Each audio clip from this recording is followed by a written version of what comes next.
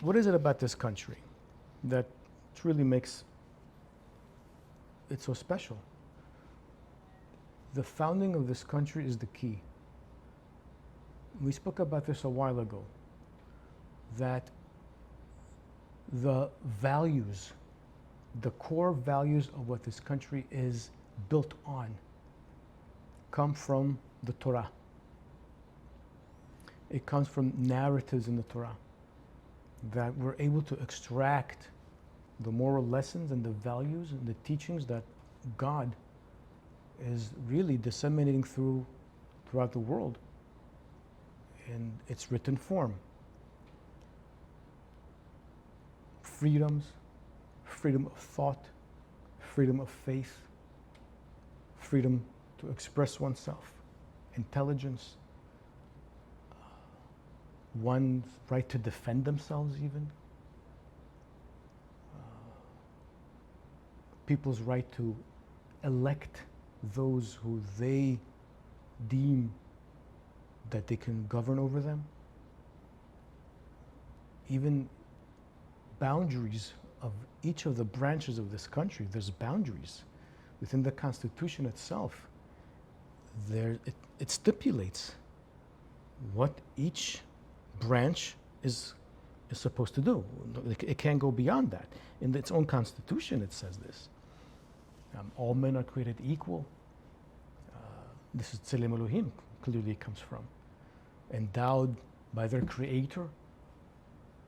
Even on every legal currency of this country, there's a statement, in God we trust. Even in Israel, they don't have anything on their currency. Maybe one day they'll have B'si'ata d'ishmaya, Baruch Hashem. Okay? In the top left corner, maybe. top right corner. Maybe, or something, I don't know. A pasuk, no, because then it would be a problem. Yeah. But this country has it, in God we trust. What was this idea that the founders had in mind? Is when we say in God we trust in this country, of course it's, God is the ruler, God is the king, and not the king as God. That's number one.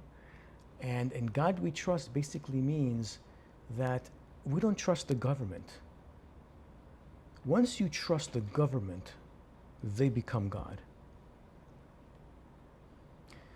In God we trust means there is a law above the government. There is a moral universal code and an authority who is God, who is Adonai, the God of the Bible, the Hebrew Bible, who is above the government.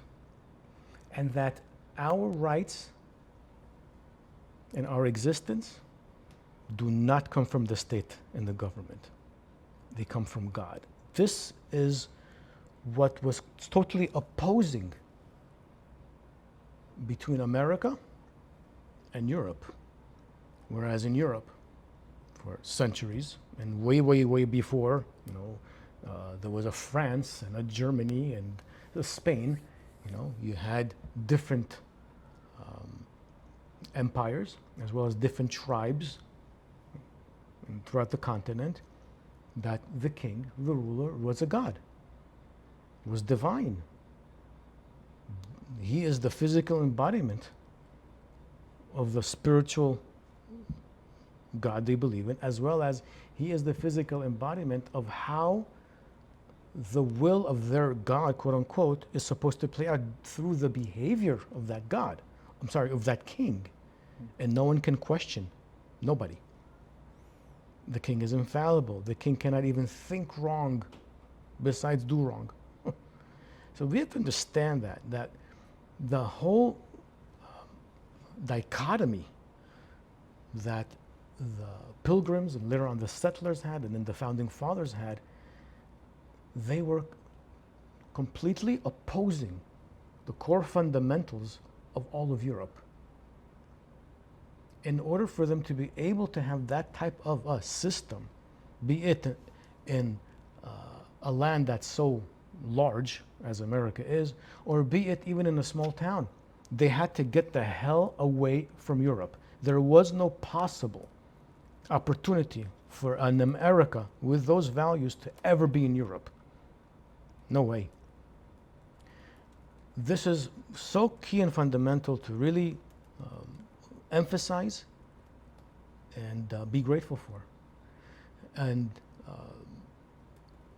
an example,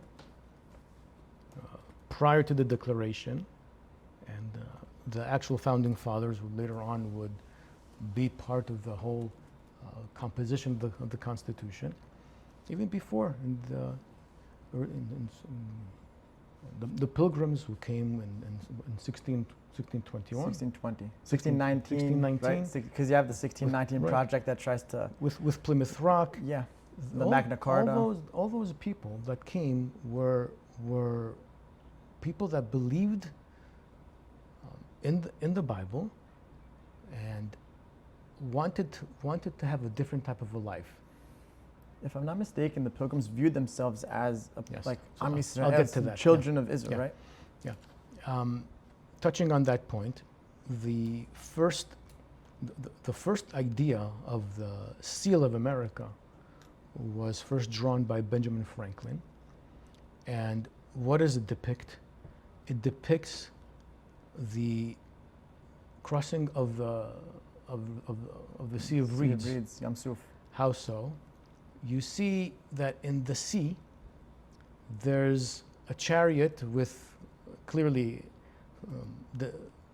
representing Pharaoh with a sword, and his army around him that's drowning. And on the other side, there's land, and you see a people there, and there's a person in front who represents Moshe. And in the middle, you see a pillar of fire, which represents God. And around the seal, around it, it says, obedience to God is, what's the quote? Here, I'm going to pull it up right now. Obedience to God is blank. Rebellion to tyrants. Right. Rebellion to tyrants Obedience is to God. obedience to God. Right, beautiful. Rebellion to tyrants is obedience to God. That quote really stems from the Maccabees, from the book of the Maccabees. They're the first ones, Oh, really? by the way, to really lead a rebellion against a tyrant as a group. And by rebellion, you mean to truly fight back? Yeah. And And challenge not the governorship, for example, of the state or the king, but to challenge the claim that the king is divine. The king can do whatever he wants. No, you cannot. You are not God. It wasn't, there was other seals. Eventually, we have the ones that we have. Right. But that was really one of the first ones that was proposed, and it was by Benjamin Franklin, which is absolutely brilliant. Another thing that you have on the Liberty Bell, it's a quote from the book of Vayikra. Ukratendero ba'aretz, you shall declare liberty throughout the entire land. Liberty, liberty. These concepts really are the core values of this country. American pop culture has nothing to do with America. Absolutely nothing. It negates all the core values of America. It negates the fact that God is Lord. Supreme. That God gave a mandate to humanity to live by. And it's eroding our country, unfortunately. It really is eroding our country. So, going back to the Pilgrims and eventually later on to the Founding Fathers, we mentioned this, that a lot of the preaching in the churches was about these themes. Freedom. Really. This is what they were talking about. Interestingly enough, there are 13 colonies in America. It's not a coincidence. Those 13 colonies represent the 13 tribes of Israel, because the early settlers believed that they are the new Hebrews in the promised land also. So they viewed themselves as the character of the nation of Israel, who was oppressed by a tyrant, who was overly taxed, who was taken advantage, trying to escape, crying out to God, leading them out of you know, their Egypt, Oppression. crossing the sea, protecting them, reaching the promised land, and settling there, eventually with 13 colonies representing the 13 tribes of Am Yisrael, the Jewish people. It's not a coincidence.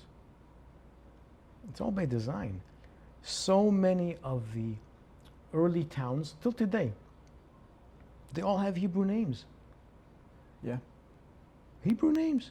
Yeah, because they viewed their situation and existence through the Hebrew lens, through the biblical lens. That's how they saw themselves. Another example, what is the first book that was published in America? What's the first English book published in America? Wasn't the Bible? No.